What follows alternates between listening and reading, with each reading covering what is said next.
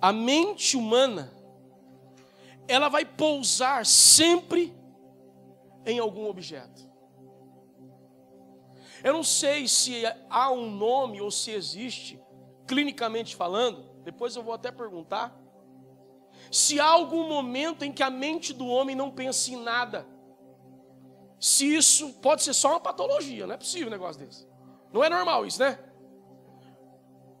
Então, a mente do homem, ela vai sempre pousar em alguma coisa.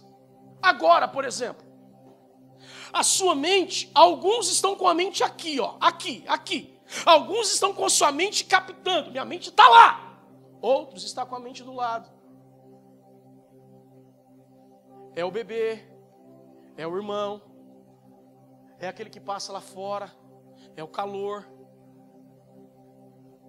Outros estão com a mente na altura da voz do pastor, grita muito, outros não, ele fala baixo. Percebe que a sua mente nesse momento, talvez você está aqui, mas a sua mente não está pousada aqui. Ela está pousada lá, sabe Deus aonde.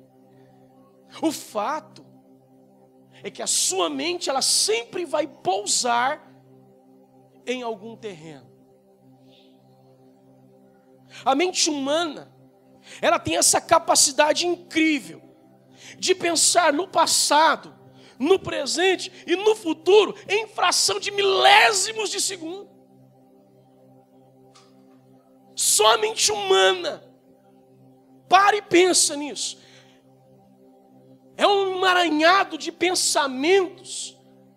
Ora você se vê pensando há 10 anos atrás, 15 anos atrás. Ora você se vê no seu tempo presente. Daqui a pouquinho você já está pensando: o que vai ser de mim daqui 30 anos, 40 anos? Como é que vai estar isso aqui? Como é que vai estar a minha vida? Como é que vai estar a minha família? Essa é a mente humana. Por que eu estou falando isso? Porque Paulo diz assim, no texto que nós lemos: quanto ao mais, irmãos, em outras traduções, finalmente, em outras traduções, portanto, sendo assim, logo, tendo em vista, nós precisamos fazer uma coisa. Finalmente, ou seja, continuando o pensamento sobre o que vem no verso 7. E o que vem no verso 7? Olha o que vem. E a paz de Deus, que excede todo entendimento, guardará os vossos corações e os vossos sentimentos em Cristo. Paulo está dizendo que existe uma paz, existe um Deus de paz que guarda o nosso coração em uma pessoa. Paulo está dizendo, então, tendo em vista isso, nós podemos pousar a nossa mente num Deus de paz, num Deus poderoso, num Deus que salva. Nós podemos. Então, tendo em vista isso, há um caminho para experimentar essa paz de Deus. Há um caminho que a minha mente precisa fazer para viver essa paz de Deus que é proposta no versículo 7. Qual é o caminho de encontrar isso que Paulo encontrou, essa gratidão mesmo em meio às crises da vida? Qual é o caminho que Paulo encontrou para viver essa gratidão na igreja, em Cristo, em Deus e por último nas bênçãos? Paulo tem um caminho, ele nos ensina qual é o caminho. Ele diz, portanto, sendo assim, logo, finalmente, se vocês querem viver isso aqui, há um caminho. Paulo queria apresentar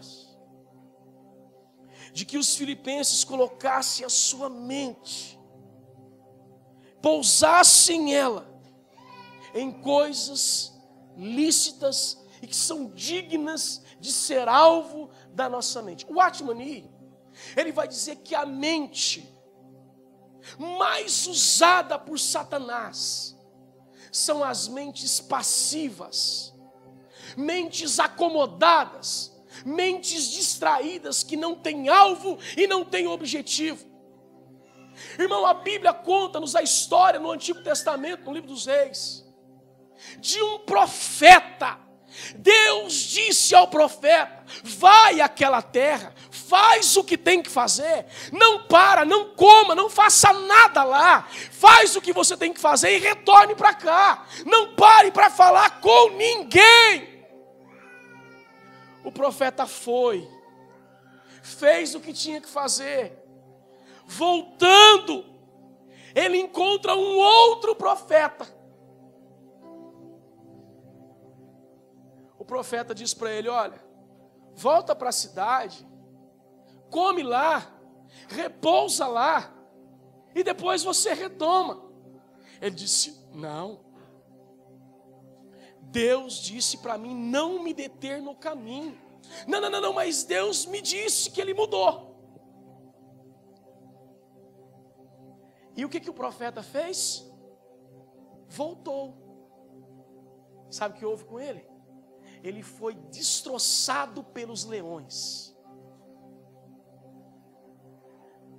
O profeta Eliseu, quando ele vai dar uma diretriz para o seu servo Geazi para ressuscitar a menina, o menino que havia falecido, ele colocou o bordão, o cajado na mão do menino e falou: vai-te pelo caminho, não pare, não se distraia, não cumprimenta ninguém, vai e faz o que eu estou mandando.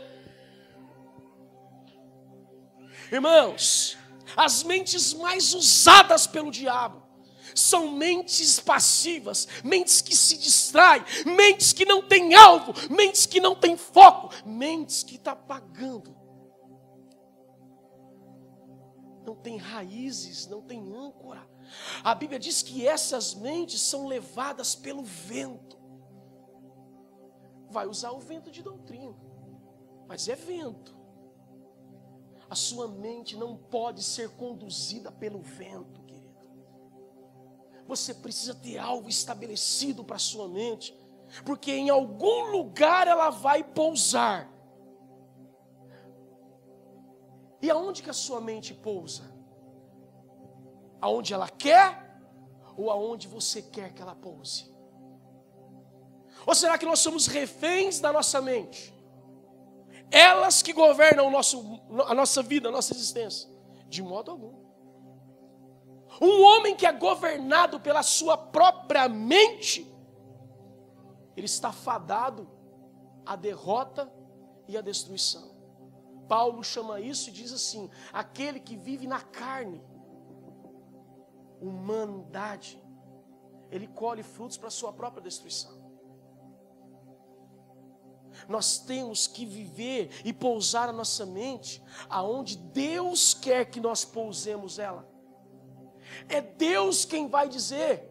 É por isso que o João disse o seguinte: aquele que é nascido da carne, ele é carne, ele sabe para onde vem, ele sabe para onde vai, mas aquele que é do Espírito não, ele é levado, o Espírito o conduz. Nós precisamos permitir com que a nossa mente seja conduzida pelo Espírito e não pelo vento do mundo. E aí então ele vai nos fazer pousar em lugares seguros. A nossa mente, ela precisa ser conduzida pelo Espírito de Deus. E o que é que nos norteia? É a palavra.